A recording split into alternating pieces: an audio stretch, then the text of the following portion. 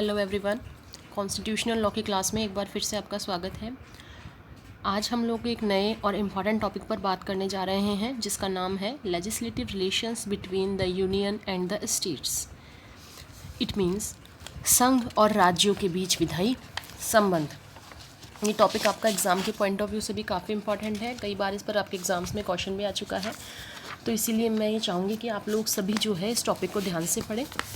ठीक है, तो आइए हम क्लास स्टार्ट करते हैं। देखिए स्टूडेंट्स, हमने जब नेचर ऑफ कॉन्स्टिट्यूशन पढ़ा था तब हमने देखा था कि कुछ कॉन्स्टिट्यूशन में कुछ फीचर्स है जो कॉन्स्टिट्यूशन को फेडरल कॉन्स्टिट्यूशन बनाते हैं और कुछ फीचर्स है जो यूनिटरी कॉन्स्टिट्यूशन बनाते हैं। तो फेडरलिज्म के जब मैंने फीचर्स आपको पढ़ाए थे, जिसमें मैंने आपको ये बताया था कि फेडरलिज्म का एक आवश्यक लक्षण है, एक प्रमुख विशेषता है संघवाद की, वो है सेपरेशन ऑफ पावर्स, यानी कि शक्तियों का विभाजन। प्रत्येक सरकार, चाहे वो आपकी यूनियन गवर्नमेंट हो, चाहे वो आपकी किसी स्टेट की गवर्नमेंट हो, अपने अपने क्षेत्र में स्वतंत्र एवं सर्वोच्च होती है और वह एक दूसरे के अधिकार क्षेत्र में इंटरवेंशन यानी कि हस्तक्षेप नहीं कर सकती। ठीक है, तो हालांकि अलग कई देशों में जैसे अमेरिका और ऑस्ट्रेलिया है, दोनों देशों के संविधान में प्रारंभ में संघवाद के सिद्धांत को कठोरतापूर्वक लागू किया गया था। ठीक है ना, तो लेकिन आज की अगर हम भारत की परिस्थिति की बात करते हैं, ठीक है ना, तो बाकी हमारे संविधान निर्माताओं ने अन्य जो देश की परिस्थितियाँ हुई, अन्य देशों में जो हुआ, उन सब से सीख लेते हुए या उन सब के अनुभवों के आधार पर हमारे भारत में एक सशक्त केंद्र यानी कि एक मजबूत केंद्र की स्थापना को व्यवहारिक रूप से उचित समझा। इसीलिए हमारे संविधान में केंद्र को ज़्यादा मजबूत किया गया है और केंद्र को सशक्त बनाया गया है ताकि देश की एकता और अखंडता यानी कि देश की यूनिटी एंड इंटेग्रिटी को बनाए रखने हेतु देश की आर्थिक प्रगति सुनिश्चित की जा सके। ठीक है, तो आइए आज हम बात करते हैं इस टॉपिक पर। सबसे पहले हम देखते हैं केंद्र और राज्यों के विधायी संबंध के बारे में। तो केंद्र और राज्यों के विधायी संबंधों को यहाँ आर्टिकल 245 से लेकर आर्टिकल 255 में डिफाइन किया गया है। ठीक है, यहाँ पर केंद्र के विधायी संबंधों को देखिए, वैसे तो केंद्र और राज्यों के बीच में जनरली, इसको पढ़ने से पहले मैं आपको ये बता दूं कि केंद्र और राज्यों के बीच 3 प्रकार के संबंध होते हैं। और वो संबंध कौन कौन से होते हैं बेटा? फर्स्ट तो होते हैं आपके लेजिस्लेटिव रिलेशंस यानी कि विधायी संबंध। सेकंड होते हैं एडमिनिस्ट्रेटिव रिलेशंस यानी कि प्रशासनिक संबंध। और थर्ड होते हैं आपके फाइनेंशियल रिलेशंस यानी कि वित्तीय संबंध। इन तीनों में से आज हम जिस टॉपिक पर बात करने जा रहे हैं वो है legislative relations between the union and state.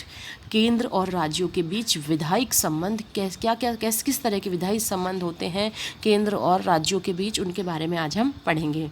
तो आइए, अब इन लेजिस्लेटिव रिलेशंस के बारे में कॉन्स्टिट्यूशन में कौन से आर्टिकल्स में प्रोविज़न कर रखा है?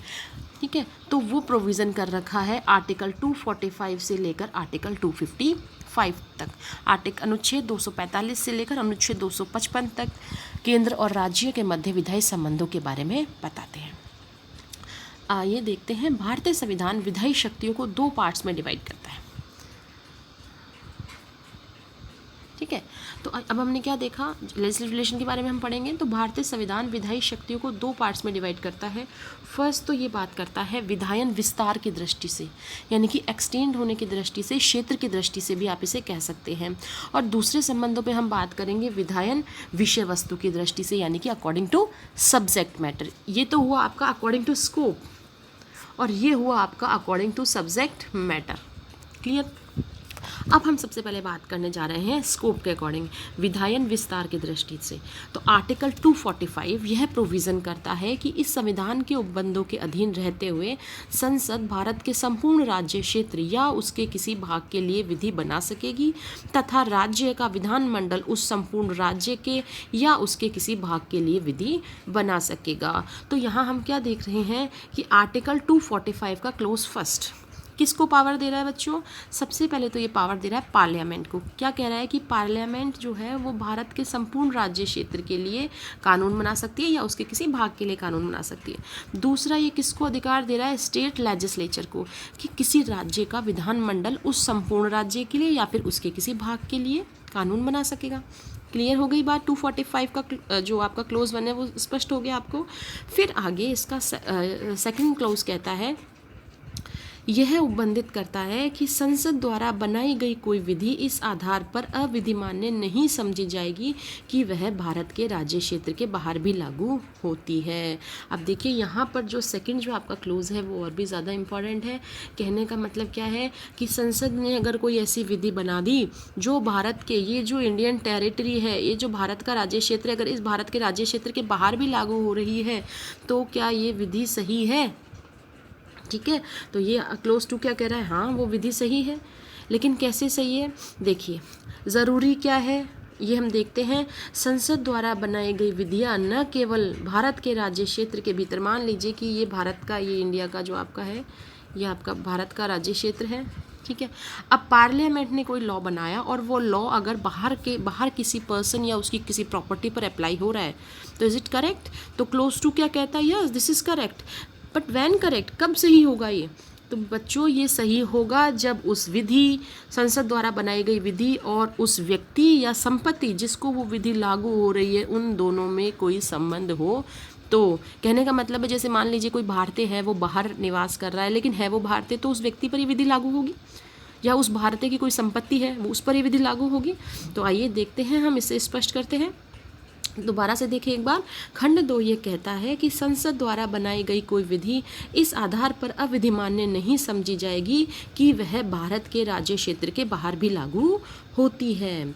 इट मीन्स संसद द्वारा बनाई गई विधियाँ न केवल भारत के राज्य क्षेत्र के भीतर स्थित व्यक्तियों और संपत्तियों पर लागू होगी, अपितु विश्व के किसी भी भाग में निवास करने वाले भारत के नागरिकों और उनकी वहाँ स्थित संपत्तियों को भी लागू होगी।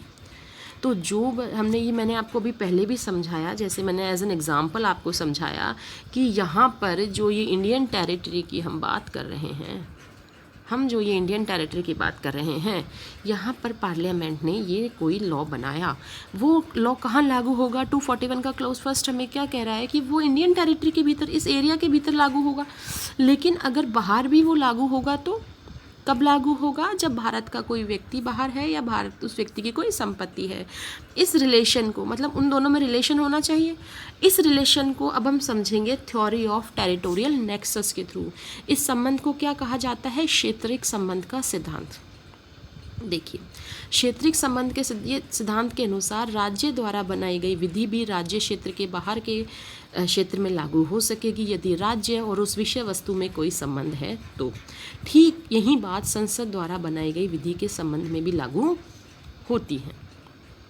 तो कहने का मतलब क्या हुआ कि दोनों ही, हमने क्या देखा कि पार्लियामेंट द्वारा बनाई गई विधि अगर भारत के राज्य क्षेत्र के बाहर लागू होती है तो जिस व्यक्ति पर या जिस संपत्ति पर वो विधि लागू हो रही है उन दोनों में आपस में कोई कनेक्शन होना चाहिए। सेम यही चीज़ मैं आपको एक और एग्जांपल से समझा देती हूँ। अगर मान लीजिए भारतीय राज्य क्षेत्र का कोई स्टेट है, ये क्या है? कोई स्टेट।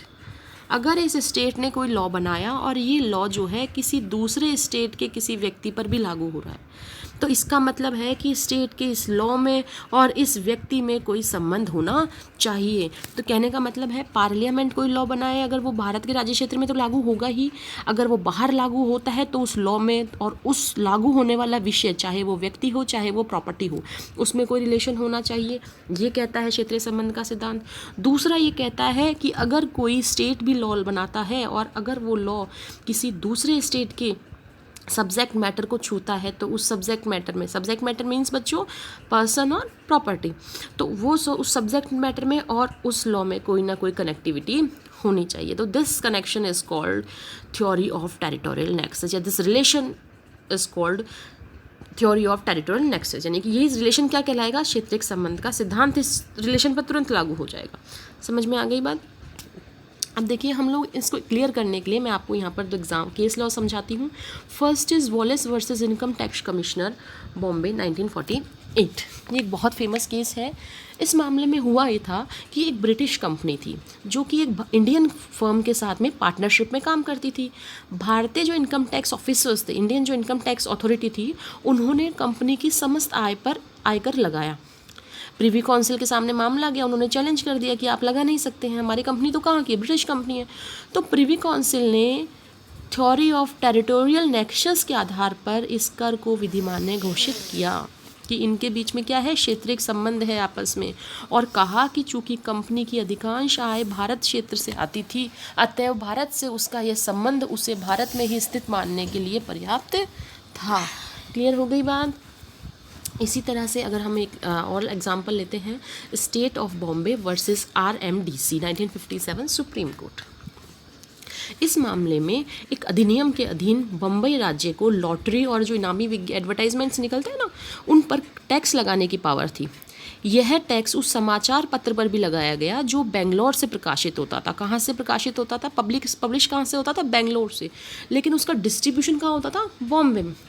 तो बॉम्बे ने लगाया कर, लेकिन वो कहाँ प्रकाशित हो रहा है, बेंगलोर से। बेचा कहाँ जा रहा था, बॉम्बे में। अब देखिए यहाँ पर प्रत्यार्थी समाचार पत्र के द्वारा इनामी लॉटरी चलाता था, तो उसने चैलेंज कर दिया कि भैया इस तरह से आप जो है कर नहीं लगा सकते हो बॉम्बे में, क्योंकि हमारा प्रसारण तो कहाँ हो रहा है भाई, बम्बई राज्य को तो अधिकार है, लेकिन हमारा जो पेपर है, समाचार पत्र है, वो कहाँ प्रकाशित हो रहा है, बेंगलोर में, इसलिए आप कर नहीं लगा सकते।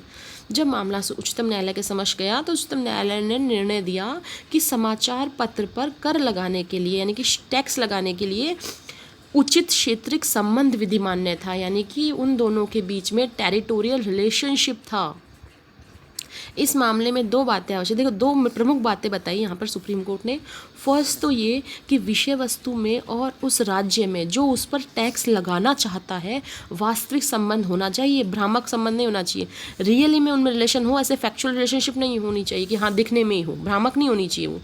और दूसरी कि दायित्व जो लगाया जाना है, जो भी लायबिलिटी आप इम्पोज कर रहे हो, वेदर टैक्स और एनी फी, उससे संबंध के प्रसंगानुकूल होना चाहिए। मतलब वो मैटर से वास्तव में होना चाहिए कि वो हाँ आप उस फी को या फिर आप उस टैक्स को इम्पोज करने के लिए ऑथोराइज्ड हो। ठीक है ना, सही कर लगा रहे हो, उचित लगा रहे हो, फेयर और रीजनेबल होना चाहिए। ठीक है। और दूसरी एक इम्पॉर्टेंट बात और सुप्रीम कोर्ट ने इसमें कही कि यह क्वेश्चन कि किसी मामले में पर्याप्त संबंध है या नहीं, तो प्रत्येक मामले के फैक्ट्स पर डिपेंड करता है। ठीक है ना, कि भैया उस सब्जेक्ट मैटर में, उस लॉ में रिलेशन है या नहीं, तो ये हर मामले के अलग अलग तथ्य होते हैं, उन पर डिपेंड करेगा। क्लियर हो गई बात। तो इस तरह से हमने देखा थ्योरी ऑफ टेरिटोरियल नेक्सस और आर्टिकल 245। अब हम लोग बात करते हैं सेकंड, यानी कि विधायन विषय वस्तु की दृष्टि से, या फिर विषय वस्तु की दृष्टि से विधायी शक्ति का विभाजन, लेजिस्लेटिव पावर्स का डिस्ट्रीब्यूशन कैसे हो सकता है। अब देखिए, अब हम लोग इस पे बात करते हैं। हम बात कर रहे हैं सब्जेक्ट मैटर की। देखिए 7th शेड्यूल, हम बात करेंगे 7th शेड्यूल की।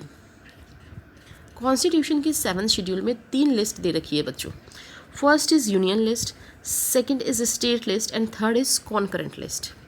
ठीक है, पहले ये समझ लो, बाद में ये रेड आउट करवाऊंगी। यूनियन लिस्ट मीन्स संघ सूची, स्टेट लिस्ट मीन्स राज्य सूची, और कॉन्करेंट लिस्ट मीन्स समवर्ती सूची। क्लियर हुई बात। यूनियन लिस्ट जो है, इसमें कुछ विषय दे रखे हैं आपको, लगभग 100 के आसपास। उन विषयों पर कानून बनाने का अधिकार किसको है, केवल और केवल यूनियन को, यानी कि संघ को, यानी कि केंद्र सरकार को। स्टेट लिस्ट में जो विषय दे रखे हैं, उन विषयों पर कानून बनाने का अधिकार है स्टेट की लेजिस्लेचर को। ठीक है। और कॉन्करेंट लिस्ट में कानून बनाने का अधिकार यूनियन को भी है और स्टेट को भी है। क्लियर हो गई बात। बस इतनी सी बात ध्यान में रख लो, आगे मैं बता दूंगी आपको। समझ में आ गई। तो 3 लिस्ट हो गई आपकी जो 7 शेड्यूल में दे रखी है। अब हम देखते हैं, अब हम बात कर रहे थे किसकी, विधायन विषय वस्तु की दृष्टि से, यानी कि विषय वस्तु की दृष्टि से किस प्रकार आप इनको डिवाइड कर सकते हैं। ठीक है। अब देखो, परिसंघीय व्यवस्था यानी कि फेडरलिज्म में शक्तियों का विभाजन, it means separation of power, केंद्र और राज्यों के बीच होता है। राष्ट्रीय महत्व के विषय केंद्र को तथा स्थानीय महत्व के विषय किसको सौंपे जाते हैं, राज्यों को सौंपे जाते हैं। भाई जो नेशनल इंपॉर्टेंस के विषय होते हैं वो केंद्र को सौंपे जाते हैं, और जो लोकल इंपॉर्टेंस के विषय होते हैं वो राज्यों को सौंपे जाते हैं। आर्टिकल 246 के अनुसार ऐसे विषयों को 3 सूचियों में विभाजित किया गया है, जैसा कि मैंने अभी आप लोगों को यहाँ पर बताया। ठीक है, जिनका वर्णन 7 शेड्यूल में है। पहला तो कौन सा है बच्चों, संघ सूची यानी कि यूनियन लिस्ट। अप्रॉक्स 100 सब्जेक्ट्स इसमें शामिल हैं, जैसे देश की रक्षा की बात करें हम लोग, ठीक है, विदेशी संबंध यानी कि इंटरनेशनल रिलेशनशिप की बात करें, ट्रीटीज़ की बात करें, वॉर की बात करें।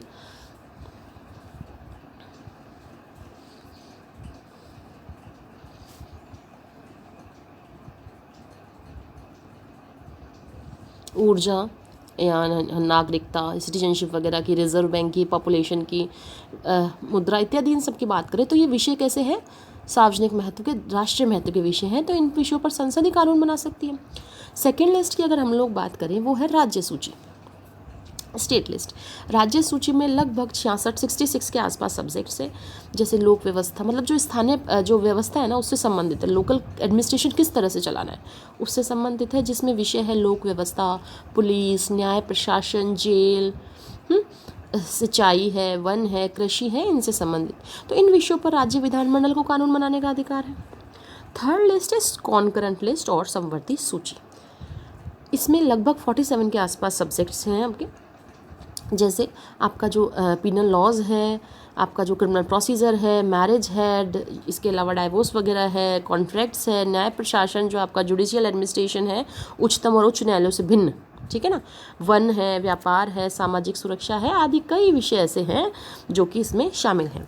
इन विषयों पर केंद्र और राज्य दोनों विधि बना सकते हैं। ध्यान रखें कि कॉन्करेंट लिस्ट एक ऐसा टॉपिक है जिन पर यूनियन भी लॉ बना सकती है और जिस पर स्टेट लेजिस्लेचर भी लॉ बना सकती है। बट अब ध्यान देने की बात कौन सी है, ध्यान देने की बात है ये कि इन विषयों में किंतु दोनों सरकारों द्वारा बनाई गई विधियों में कन्फ्लिक्शन अराइज होने पर, अगर मान लीजिए किसी एक टॉपिक के ऊपर यूनियन ने भी लॉ बना दिया, स्टेट लेजिस्लेचर ने भी लॉ बना दिया और दोनों के बीच में विरोधाभास है, एक कानून कुछ और कहता है, दूसरा उसके अपोजिट में कुछ और कहता है, तो ऐसा कन्फ्लिक्शन अराइज होने पर हम क्या करेंगे, तो ऐसा कन्फ्लिक्शन अराइज होने पर केंद्रीय विधि राज्य की विधि पर अभिभावी होगी, यानी कि किसकी बात मानोगे, यूनियन लॉ की, ना कि स्टेट लॉ की।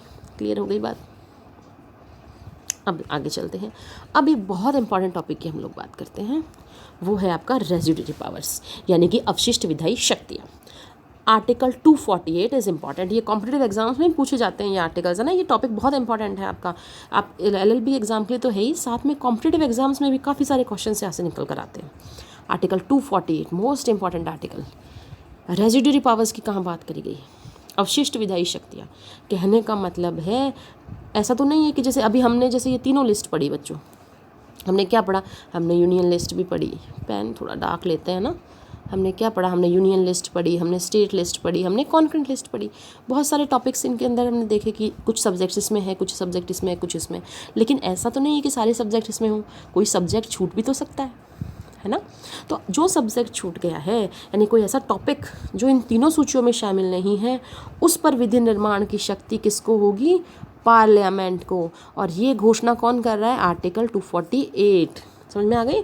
तो बची हुई शक्तियों की पावर किसके पास होगी, पार्लियामेंट के पास होगी। These powers are called residuary powers for making laws. कानून बनाने के लिए जो है अवशिष्ट विधायी शक्तियाँ किसके पास है, पार्लियामेंट के पास है। क्लियर हो गई बात। तो आज के लिए इतना ही। आज हम लोगों ने देखा कि किस तरह से लेजिस्लेटिव पावर्स को डिवाइड किया गया है। नेक्स्ट क्लास में हम इसी लेक्चर को आगे बढ़ाते हुए देखेंगे कि ये जो सूचियाँ है, ये जो लिस्ट है आपकी, इसको इंटरप्रेट किया जाता है, इसको इंटरप्रेट करने से संबंधित जो नियम है उनके बारे में पढ़ेंगे। साथ ही राज्य सूची के कुछ विषयों पर संसद को भी कानून बनाने की शक्ति है, तो वो ऐसे कौन से विषय हैं ये हम अगली क्लास में कंप्लीट करेंगे।